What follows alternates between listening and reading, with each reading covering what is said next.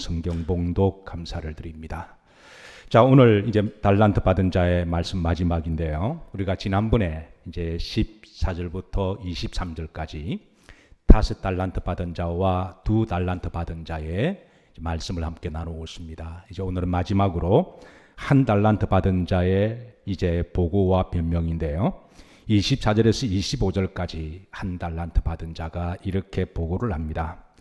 자, 그런데 이 보고 중에 24절 후렴절에 보시면 자, 이렇게 말합니다. 한번 따라해 볼까요? 내가 알았으므로 그랬습니다. 이 1달란트 받은 자의 보고가 내가 알았다라고 그랬습니다. 이걸 이제 시제로 보면 과거 시제인데요. 이 사람이 하나님에 대해서 뭘 알고 이렇게 말하는 걸까요? 하나님에 대해서 어떻게 하나님에 대한 인식이 어떠할까요? 이 사람이 이제 나는 하나님이 어떤 사람인 것을 내가 알았으므로 그랬습니다. 자, 첫 번째입니다. 그가 알고 있는 하나님은 24절 중반절에 보면 당신은 어떤 사람이라?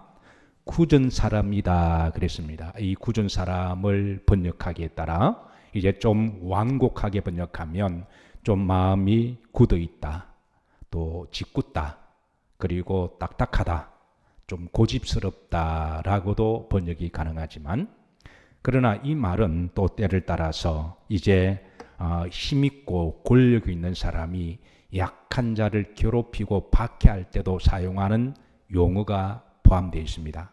그래서 사도행전 9장 5절에는 이 말씀을 스크레로스라는 이 말을 박해, 핍박이라고도 번역했는데요. 그래서 이 말은 사실은 어느 부분에 있어서는 마귀의 속성을 드러낼 때 표현하고 있는 말이기도 해요. 그러니까 지금 이 1달란트 받은 자의 이 보고 속에는 여러분 우리가 흔히 말 속에 뭐가 있다 그래요? 뼈가 있다라는 말을 씁니다. 언중유굴이라 그러죠. 그러니까 지금 보고는 하는데 그의 말 속에는 어떤 말 속에 뼈가 있습니다. 그게 첫 번째가 나는 당신을 알고 있습니다. 당신은 굳은 사람이고 고집이 세고 그리고 사납고 그리고 힘과 권력을 가지고 약한 사람을 괴롭히고 박해하는 그런 사람으로 하나님을 묘사하고 있습니다. 자, 이 사람은 하나님에 대한 인식, 하나님을 어떻게 알았을까요? 우리는 그건 알 수는 없지만 아마 이 사람이 하나님에 대해서 아마 이단을 통해서 하나님에 대해서 잘못 알고 왜곡할 수도 있습니다. 어떤 경우는 세상의 세속주의적 그런 어떤 세상관을 가지고도 하나님에 대해서 잘못 오해할 수도 있습니다. 어떤 경우는 자기 상식과 자기 고집으로 하나님을 이해하는 자기 이해가 있을 수 있을 거예요. 자, 문제는 이 사람이 알고 있는 하나님은 내가 알았으므로 I knew you, 나는 당신을 알고 있다는 거예요. 대체 이 사람이 알고 있는 하나님, 하나님에 대한 인식과 이해는 첫 번째는 당신은 굳은 사람입니다. 당신은 고집이 세고 완강하고 그리고 당신의 힘과 권력을 가지고 나같이 약한 사람을 왜 이렇게 힘들게 하고 왜 박해를 하는지 지금 그렇게 말 속에 보고를 하고 있습니다. 자, 두 번째입니다. 두 번째는 중반절에 보면 심지 않은 데서 거두고 해치지 않은 데서 모으는 줄을 내가 알았다라고 그랬습니다. 여러분 우리나라 속담에 콩 심은 데 뭐가 나야 되죠? 콩이 나야 됩니다. 그런데 콩을 심지 않고 콩을 달라 그러면 그 사람은 상식적인 사람인가요? 비상식적인가요? 그건 비상식적이죠. 팥 심은 데 뭘 나죠? 팥이 납니다. 그런데 팥도 심지 않고 이렇게 팥을 거두려고 그러면 그 사람은 비합리적인 사람이죠. 자, 해치지 않은 데서 모으는 줄. 그러니까 뭐를 심고 난 다음에는 열매를 거두어야 되는데 아예 심지도 않고 뭘 열매를 달라 그러니까 바로 당신은 그런 하나님이라는 것이죠. 그러니까 비합리적이고 비상식적이고 내 생각에 맞지 않는 하나님. 지금 그런 하나님으로 내가 당신을 I knew, 나는 당신을 알고 있다는 거죠. 자, 세 번째입니다. 25절입니다. 뭐하여? 두려워하여. 하나님은 두려운 하나님이십니다. 이 말은 하나님은 무서운 하나님이고 심판하시고 책망하시고 야단치시는 그런 하나님. 결국 이 사람은 그가 어떻게 하나님을 인식에 대해서 어디서 어떻게 누구한테 배웠는지는 모르겠지만 상당히 왜곡되어 있고 잘못되어 있는 거죠. 그가 알고 있는 하나님의 인식과 이해는 하나님은 이제 비상식적이고 그리고 사납고 고집이 세고 하나님의 권력과 힘을 가지고 약한 사람들을 박정하게 대하고 그리고 이제 두렵고 무섭고 심판하시는 하나님. 자, 그래서 이 사람이 내린 결론입니다.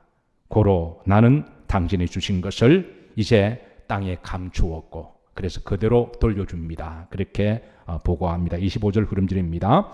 합독합니다. 당신의 것을 가지셨나이다. 이 말은 치사하다는 거죠. 그래서 내가 다시 돌려주니까 이것으로 나와 끝내자는 겁니다. 더 이상 그거 할 것도 없고 나와 끝내자는 거예요. 자, 근본적으로 이 한 달란트 받은 자의 문제는 바로 그는 이제 하나님이 누군지 몰랐다는 데 문제가 있습니다. 인식이 잘못되었고요. 그리고 이제 이 관계가 잘못되었습니다. 자, 첫 번째입니다. 그가 하나님이 누군지 몰랐고 하나님의 관계가 바르지 않았습니다. 자, 여러분, 우리가 신앙생활을 한다고 하는 것은 다른 말로 하나님을 알아간다고 하는 거잖아요. 동의하시나요? 신앙생활은 다른 종교와 다르게 종교적인 행위와 노름함으로 내가 유한을 받는 게 아니라 내가 교회 왔습니다. 절에 왔습니다. 어떤 다른 종교기관에 갔다 와서 갔다 오는 것으로 위로받는 것이 우리 기독교의 목적이 아닙니다. 다른 종교는 그럴 수가 있을지 몰라도 우리 기독교는 하나님이 원하시는 것은 하나님이 어떤 분이신지 하나님의 속성을 알기를 원하시는 거죠.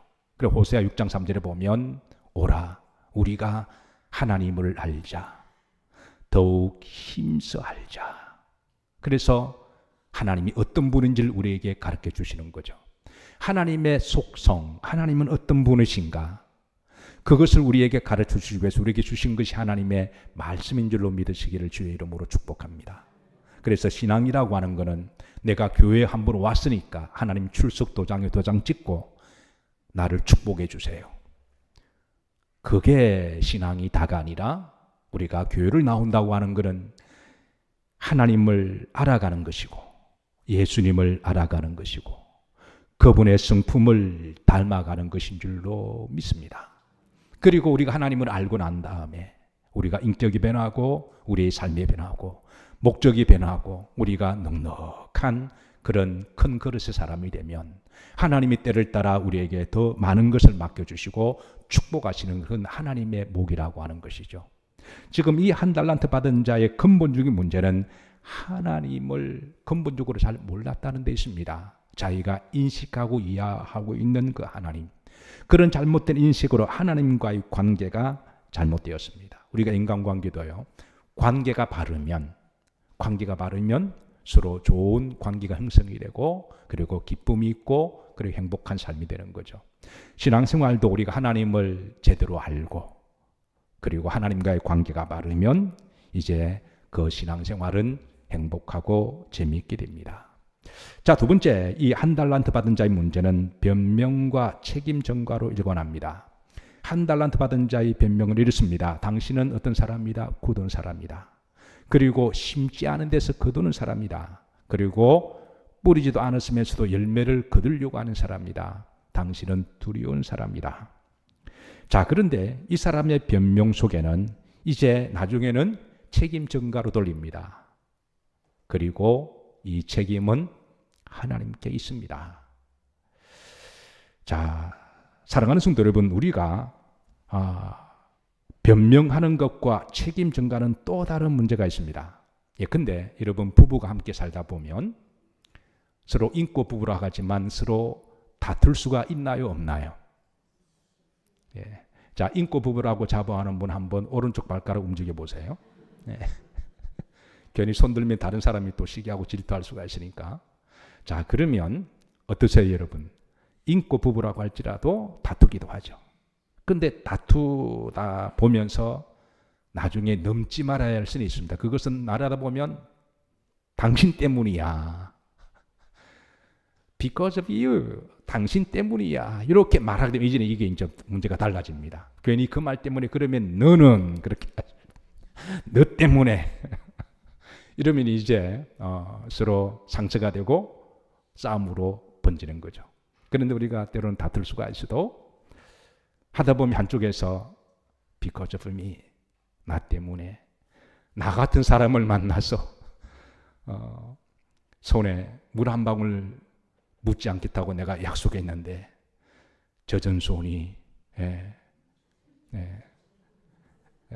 그러면서 미안해 그러면 그게 상대가 그러잖아요. 나 당신 만나서 한 번도 손에 물 묻은 적 없어. 설거지 할 때마다 고무장갑 끼고 해서 이렇게 하면서 풀어지잖아요. 예. 아, 당신은 나보다 더 이쁜 여자를 만날 수가 있는데 이렇게 하면서 이게 넘어가는데, 그런데 이게 $1 받은 자가 당신 때문에 라고 이야기하는, 이거는 다른 문제라는 거예요.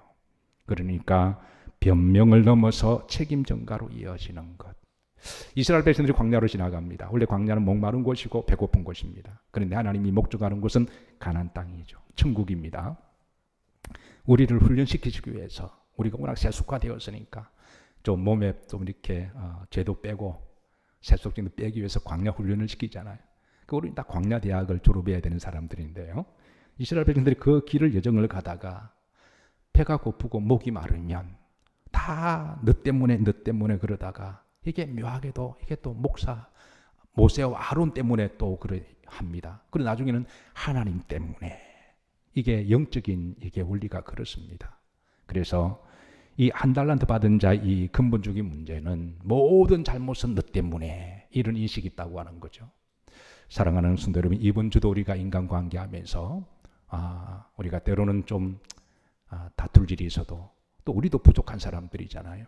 우리가 완벽하지 않으니까 그런 문제가 있으면 어떤 비판하고 책망하기보다는 따라서 하십니다. 나 때문입니다. 예, 나 때문입니다. 우리가 그렇게 한다면 좀 더 마음이 부드러워지고 녹아지고 행복하지 않을까요?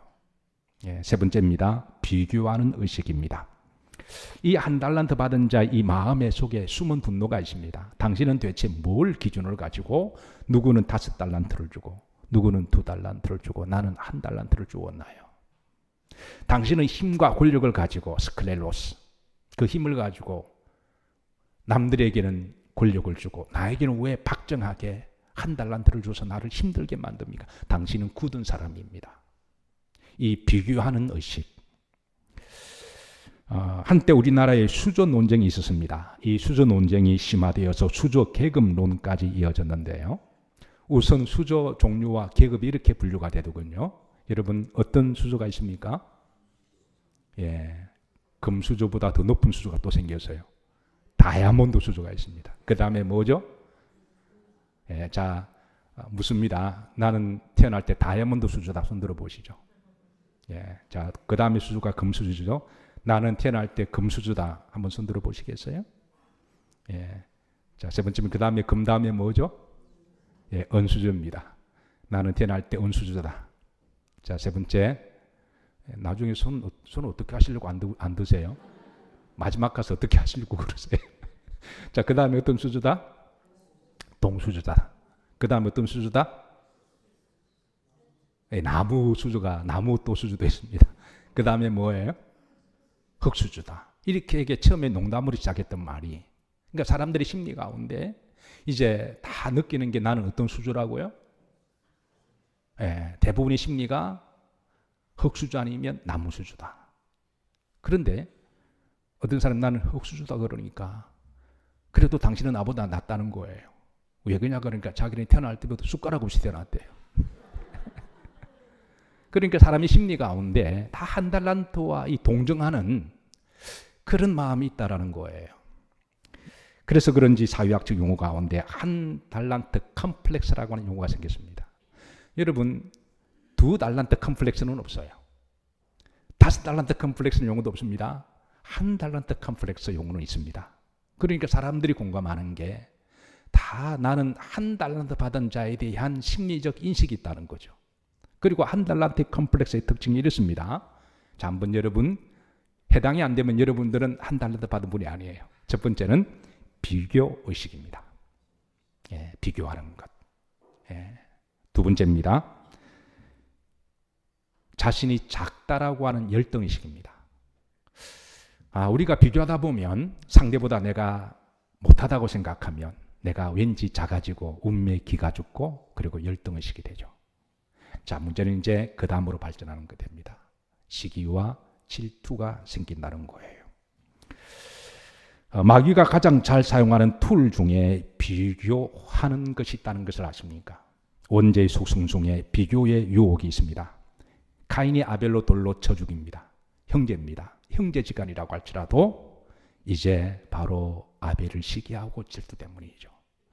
야곱과 에스가 서로 원수가 됩니다. 에스가 야곱을 원수로 생각합니다. 형제지만 비교가 시기하게 만들고 시기는 사람의 눈을 멀게 만드는 것이죠. 비교하면 불행해집니다. 비교하면 감사가 사라집니다. 비교하면 이제 우리의 눈이 멀어집니다. 사랑하는 성도 여러분, 콕입니다. 아내들은 내 남편과 남의 남편과 비교하지 마세요. 제가 혹이라고 했습니다.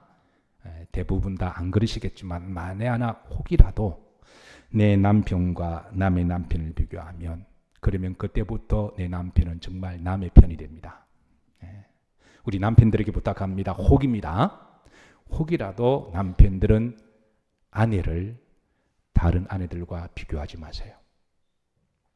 혹이 팁을 보다가 이쁜 탤런트가 나오면 아내 한번 쳐다보고 탤런트 좀 그렇게 하지 마세요. 아예 꺼버리든지. 부모들께 혹이라도 말씀드립니다. 혹 부모님들 중에 내 자식과 남의 자식과 비교하지 마세요. 그 아이들이 힘들어합니다. 아이들이 비교당하는 것을 무척 싫어하거든요. 우리 자식들에게 부탁드립니다. 자식들은 내 부모님과 다른 부모들과 비교하지 마세요. 사랑하는 성도 여러분, 비교하면 마귀가 어떻게 역사할 줄 모릅니다. 그래서 성경은 우리에게 이렇게 가르칩니다. 따라서 하십니다. 자족하기를 배우라. 빌립보서 4장 11절인데 후렴지를 보시면 자, 나는 뭐 하기를 배웠노니 자족하기를. 이게 바울이 한 고백이잖아요. 바울은 늘 배우기를 기도했습니다. 하나님이여 자족하는 법을 배우게 하옵소서. 앞에 보면 내가 어떤 형편에 있든지 내가 어떤 환경에 있든지 자족하는 법을 배우게 하옵시고 데살로니가서 5장 18절에 이야기합니다. 따라서 하십니다. 범사에 감사하라. 여러분 우리가 비교하고 그러면 열등감도 생기고요. 기쁨도 감사도 사라지니까 하나님 우리에게 항상 자족하는 법을 배우게 하시고 범사에 감사하기를 원하십니다. 자, 마지막 이 사람의 문제는 회개치 않았습니다. 사실 주님이 이 한 달란트에게 마지막으로 기회를 주신 거예요. 사실 심판하기로 결정하셨으면 이렇게 변론의 과정도 거치지 않습니다. 마지막으로 이제 물론 이 사람이 자신의 전생애가 잘못 살았습니다. 주님은 이 한 달러 받은 자가 아무것도 하지 않고 땅에 묻어두고 가지고 온 것 자체를 잘했다고 말씀하지 않습니다. 그건 잘못된 겁니다. 그러나 이제 만약 이 한 달란트 받은 자가 자기가 살아온 삶을 회개하고 주님 앞에 주님 나를 불쌍히 여겨주세요. 나를 긍휼히 여겨주세요. 이렇게 했다면 살리시는 예수님, 구원하기를 원하시는 예수님, 그래서 주님은 용서해 주시고 그를 살려주셨을 거예요. 그런데 이 사람은 마지막 기회를 놓쳤습니다.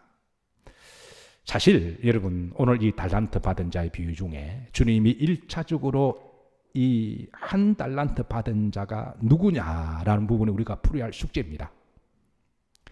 이 한 달란트 받은 사람이 누구냐 하면 주님은 그 시대의 스테이지 가운데 1차적으로 해당되는 사람은 유대인들입니다. 이게 유대인들이에요. 유대인들은 하나님이 어떤 분인 줄 몰랐습니다. 하나님을 믿는다 그러면서도 그들이 알고 있는 하나님, 율법적인 하나님이에요. 두려운 하나님, 심판하시는 하나님.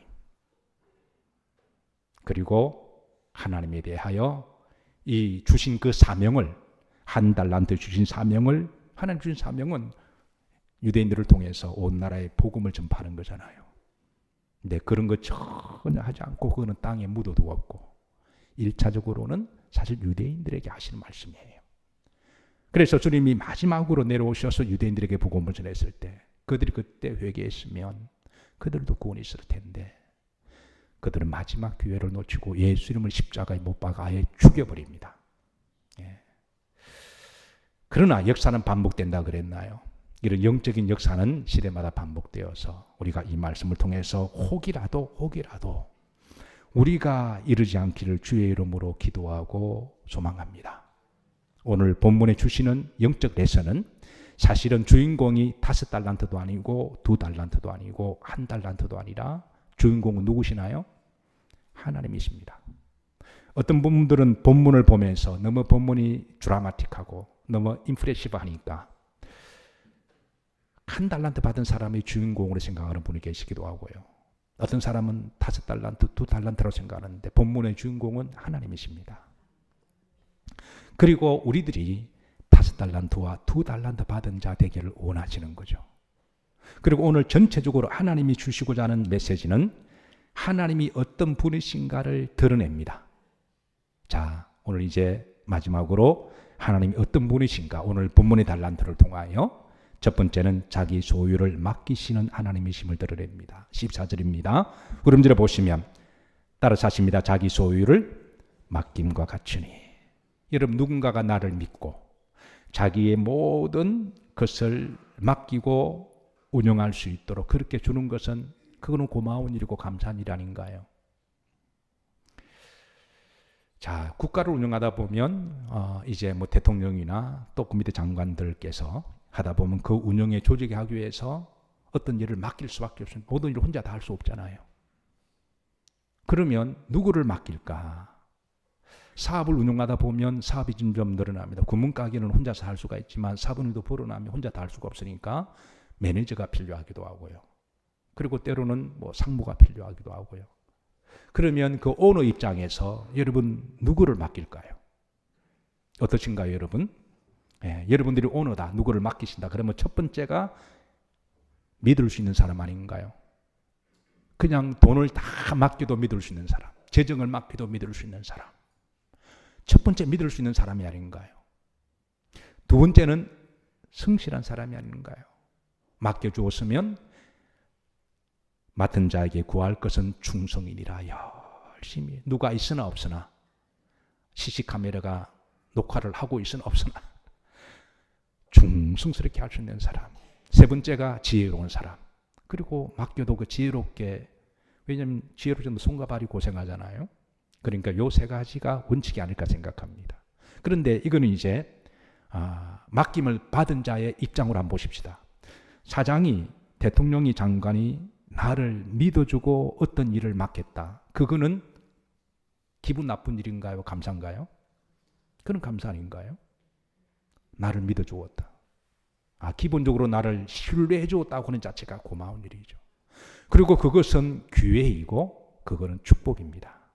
나에게 준 이 신뢰하는 그런 마음을 가지고 내가 열심히 해서 열매를 남기면 그거는 내가 더 프로모션도 있고 그리고 승진도 있고 축복이죠. 하나님 우리들에게 주신 하나님의 이 맡겨주신 것, 여러분 그게 우리를 믿겨주고 맡기신 거니까 감사할 일이죠. 그게 부담스럽고 율법적인 일인가요?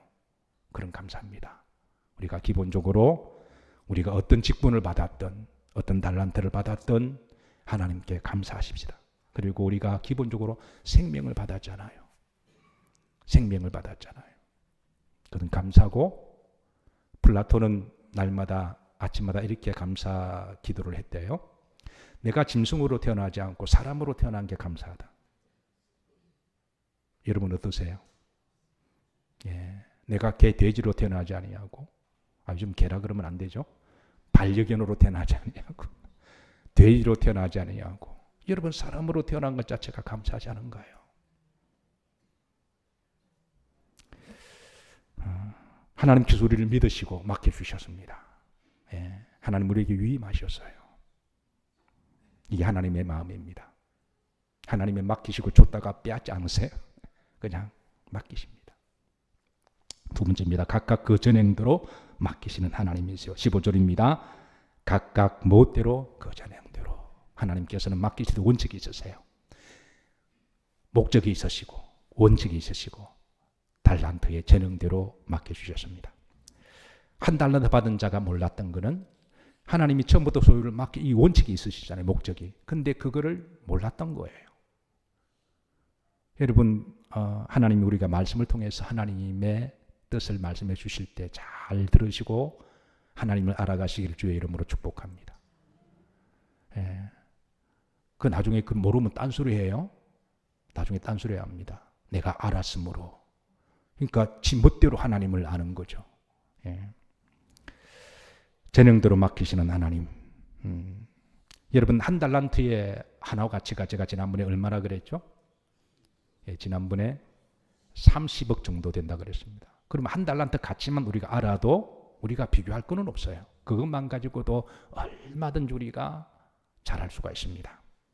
어떤 사람은 제가 가끔 질문 받습니다. 목사님, 저는 달란트 은사가 없어요. 그렇게 이야기합니다. 그럴 때 제가 이야기합니다. 없는 게 아니라 아직 찾지 못한 거라고. 없는 게 아니라 찾지 못했습니다. 여러분 우리나라 프로 당구 선수 여자 중에 우리나라 최고의 작년에 우승을 거의 대부분 다 휩쓸었던 여자 이름이 누군지 아시나요? 예, 스롱 피압이라고 하는 캄보디아 여성입니다. 자, 여러분 당구 좋아하는 분 계세요? 예, 당구를 알고 계시는 분 계시죠? 150 정도는 잘 치는 거예요? 못 치는 거예요? 초보인가요? 우리 바꾼 사람이 몇 치세요? 150이에요? 예. 내가 알기로는 150은 그래도 재밌게 치는 걸로 알고 있는데, 근데 어떤 분은 40년, 당구 구력 몇 년 되세요? 당구 구력 몇 년 되세요? 예. 그러니까 몇십 년 돼도 150. 근데 그 스롱이 이제 남편하고 국제 결혼한 거죠. 근데 이제 캄보디아 있다가 우리나라 잘 사니까 이제 어떻게 결혼한지는 모르겠는데, 나이가 28살 차이 난대요. 예. 우리 남자들 눈에 두기가 또 번쩍번쩍 하시는데 어쨌든 결혼했고 살림만 하다가 남편의 취미가 당구래요. 근데 이제 가끔 당구 치러 가면 집에 있는 무료한 그런 이제 아내를 데리고 갔는데 당구장에 처음 가본 겁니다. 처음 갔는데 남편이 당구 치는 모습을 보고 남편이 머석에서 한번 치보자 그러니까 퀴트를 줬는데 꽤 잘 치더래요. 그런데 40년을 당구를 쳐도 맨날 그 150인데 그 친구들이 가르쳐 주니까 150보다 더 잘 치더라는 거예요. 그래 남편이 아내에게 그러면 요거를 한번 취미 삼아 하면 어떻겠냐, 당구를 이렇게 치라고 했는데 잘 치더래요. 그래서 그러면 전문적으로 당구를 치라고 남편이 서포트를 해주었습니다. 6개월 만에 우리나라에 우승했습니다. 그러니까 6개월 만에 우승했어요. 예, 40년 돼도 150 되는 분도 계신데 6개월 만에 우승했습니다. 작년에 6번 우승했습니다. 한 번 우승할 때마다 여러분 우승 상금이 많은 거 아시죠? 예, 요즘은 보통 국제대회가 억이 넘고 막 그러잖아요. 자, 그 전까지는 이제 살림하는 아내가 이제는 당구 프로선수가 되니까 이제 그 남편이 당신은 당구만 치고 내가 당신의 이제 이렇게 가방 못지가 되겠다고. 그 아내가 이렇게 어느 날 발표했습니다. 내가 만약에 당구 자체가 없는 캄보디아에 계속 살았더라면 나의 재능이 당구에 있다는 것을 평생 모르고 살았을 것입니다. 나에게 당신의 당구의 은사가 있다는 것을 깨우쳐주고 적극적으로 지원해주고 후원해주는 남편에게 무한 감사와 사랑을 드린다. 그렇게 하고 중요한 말은 이겁니다. 남편에게 이제 내가 당신을 먹여 살릴게. 이제는 남편은 아무것도 안 하고 아내가 대화 나갈 때마다 그렇게 하는 거죠. 하나님 우리들에게 은사를 주셨어요. 그 은사를 잘 활용하시길 원하십니다. 예, 여러분 은사의 복이 있으시기를 주의 이름으로 축복합니다. 세 번째, 최선과 충성을 다해서 이윤을 남기는 하나님이십니다. 21절에 보시면 내가 적은 일에 마하였음에 충성하였음에. 그러니까 어떤 우리가 직무를 받아도 그게 교회의 직분이든 사회에서 직분이든 기본적으로 열심히 하라는 거예요. 아무것도 하지 않은 이 종에게 27절에 주께서 이렇게 말씀하십니다. 자, 후렴절입니다. 내 원금과 이자를 받게 하였을 것이다.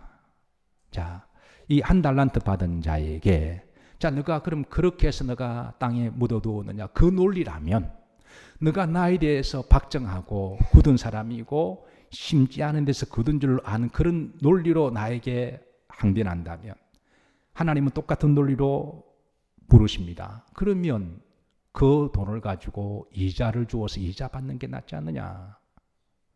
물론 고리대금 하라는 말은 아닙니다. 구약에서는 고리대금은 금하고 있는데 그러나 기본적으로 돈이 급할 때 상거래의 기본적인 이자는 주어서 받는 것은 또 허락하고 있어요. 예. 자, 여러분 요즘 은행에 10억을 정기예금 예치를 하면 이자가 얼마 받을까요? 자, 아시는 분 손 들어보시죠. 자, 10억입니다. 제가 말씀을 준비하다가 이제 우리 교회 은행업 하시는 분에게 제가 질문했습니다. 모든 게 정확하게 해야 되니까 사실관계를. 그래서 내가 10억을 정기예금 예치를 하면 이자가 얼마냐고 물었더니 나보고 목사님 10억 있으세요?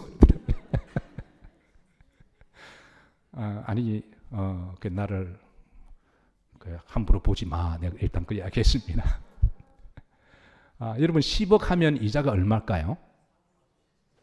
예, 물론 이율에 따라 다릅니다. 그래서 작년 기준으로 보니까 정기 예금 상품이 3.5%가 있었대요. 그러니까 3.5%를 기준으로 하면 10억 하면 이자가 4천만 원입니다. 예, 그러니까 모르는 사람은 놀라고 아는 사람은 그 정도로 내가 알지 뭐 이렇게 할 거예요. 자, 그러면 30억이면 1년에 이자가 얼마예요? 계산이 안 되나요? 10억이 4천만 원이면 30억이면 1억이. 그러니까 주님은 그 논리로 그래 너가 그러면 그렇다면 너 논리로 하자. 그러면 그 돈을 가지고 은행에 맡겨두었다면 1억 2천은 1년에 매달 1,000만 원은 그렇게 받는 게 더 합리적이지 않느냐라고 주님은 그렇게 말씀하시는 거죠. 그러면 주님은 이 종에게 이렇게 하는데 26절입니다. 자, 뭐하고? 악하다. 너는 악하다. 변명을 넘어서 책임 전가를 하고 그리고 하나님에 대해서 이렇게 스크렐로스, 하나님을 속성 중에 하나님은 매정하고 박정하고 하나님의 권력을 가지고 자기처럼 약한 사람을 이렇게 핍박하는 하나님으로 알고 있는 너 마음 자체가 악하다라는 거예요. 이건 자세를 이야기하죠. 두 번째입니다. 너는 게으르다. 게으르다. 게으르다. 여러분 성경은 우리들이 기본적으로 일하기를 싫으면 먹지도 말라고 가르쳐줍니다. 열심으로 성실하게 최선을 다해서 그 잡이 어떤 잡이든 하나님은 직업 가지고 우리를 비교하거나 차별하지 않으세요. 하나님은 기본적으로 비교하거나 차별하지 않으십니다. 대신에 어떤 일이든 열심히 하라고 말씀. 이게 청교도 정신이고 우리 기독교의 신앙입니다. 데살로니가서 3장 10절입니다. 후렴절에 보시면 누구든지 일하기 싫어하거든 마하지도 말라 먹지도 말라. 이게 기본적인 겁니다. 여러분 어느 게 더 공평한가요? 묻습니다. 내가 일하지 않고 남들이 열심히 일한 것을 가지고 함께 나누자. 함께 우리가 분배하자. 이게 더 합리적인가요? 남들이 열심히 밤잠을 자지 않고 공부했습니다. 자기는 TV 볼 거 다 보고 놀 거 다 놀고 춤출 거 다 췄어요. 예. 그러고 나서 성적이 나왔는데 성적을 같이 나누자. 예. 여러분 이게 바로 공산주의 사상 아닌가요? 아무것도 하지 않고 그냥 국가가 알아서 다 달래요. 그냥 있는 사람 거 빼앗아서 달래요. 예. 성경은 우리들에게 열심히 일한 사람은 뿌린 자는 뿌린 대로 거두리라고 말씀하십니다. 기본적으로 우리에게 열심히 하고 성실과 정직하게 게으르지 않고 그렇게 열매를 맺기를 원하시는 거죠. 네 번째, 비교하거나 차별하지 아니하시는 하나님. 하나님은 여러분 결코 비교하지 않으십니다. 서로 비교하고 시기하고 질투하고 그렇게 싸움시키는 하나님이 아니세요. 있는 그대로 존중하십니다. 5달란트, 2달란트, 1달란트 있는 그대로 존중하시는 거죠. 다섯 번째입니다. 두려움과 사랑의 하나님이십니다. 이 1달란트는 하나님은 두려운 하나님이십니다. 하나님에 대한 심판의 하나님. 그러나 하나님은 사랑의 하나님이 훨씬 더 크십니다. 요한일서 4장 10절에 보면 하나님은 어떤 하나님이신지 드러내십니다. 따라서 하나님은 사랑이시라. 물론 하나님의 속성 중에는 두려움도 있습니다. 그런데 하나님이 두려움의 속성과 하나님의 사랑의 속성이 있습니다. 이 사랑으로 하나님을 우리를 두려움에서 우리를 덮으십니다. 그래서 요한일서 4장 18절입니다. 자, 합독합니다. 사랑 안에는 두려움이 없고 온전한 사랑이 두려움을 많하니 내어 쫓나니. 우리가 신앙생활할 때 어느 정도 두려움은 있어야 돼요. 그래야 우리가 함부로 하지 않죠. 그리고 방종하지 않고요. 질 수도 있게 되고 우리가 신앙도 품위 있게 되고 조심하게 되는 거죠. 그냥 두려움 없이 그냥 하나님을 만만하게 생각하고 교회도 만만하게 생각하고 위아래도 없고 그렇게 하면 그건 또 아닌 거죠. 그래서 우리에게 적당한 하나님에 대한 두려움은 가지고 있어야 됩니다. 그러나 하나님의 사랑이 훨씬 크신 분입니다. 그 사랑으로 온전한 사랑은 두려움을 뭐한다고요? 내어 쫓는다라고 말씀하신 것이죠. 여섯 번째, 결산하시는 하나님. 19절에 보면 오랜 후에 언젠가는 우리 인생에 결산할 때가 있음을 알게 하시는 하나님. 여러분, 하루를 살아도 하루를 결산하는 우리가 되십시다. 그게 잠자기 전도 좋고요. 새벽 예배 시간은 딱 좋습니다. 한 주를 살아도 매주일마다 결산하는 거룩한 영성의 습관이 있으시기를 주의 이름으로 축복합니다. 한 달에 결산할 시간은 월삭이 딱 좋지 않나요? 1년을 결산하는 시간은 송구영신 예배가 딱 좋은 거 아닌가요? 그래서 결산하시는 하나님, 이걸 우리가 알게 하시고 우리가 늘 결산하기를 원하시는 하나님. 마지막 하나님은 심판하시는 하나님. 21절에 보면 5달란트 2달란트 받은 자에게 이렇게 하나님은 축복하십니다. 잘하였도다 착하고 충성된 종아. 그리고 30절에 보시면 이 1달란트 받은 자에게 이 무익한 종을 바깥 얻은 대로 내어 쫓아라. 거기 슬피 울며 이를 갈리라. 그래서 하나님은 마지막에 심판합니다. 말씀을 정리합니다. 사랑하는 성도 여러분, 하나님 우리를 맡기시고 우리를 신뢰하시고 우리에게 맡겨주셨습니다. 그게 무엇이든 간에 우리가 생명이든 건강이든 그게 물질이든 아니면 재능이든 지식이든 무엇이든 간에 각자의 주신 달란트가 있으니 이 달란트를 하나님께 감사하시고 그리고 열심으로 최선을 다하셔서 하나님 앞에 아름다운 보고도를 많이 올려드리시고 그래서 종국의 하늘나라에서 칭찬받으시는 여러분과 저가 되기를 주의 이름으로 축복합니다. 기도합니다. 우리 다 일어나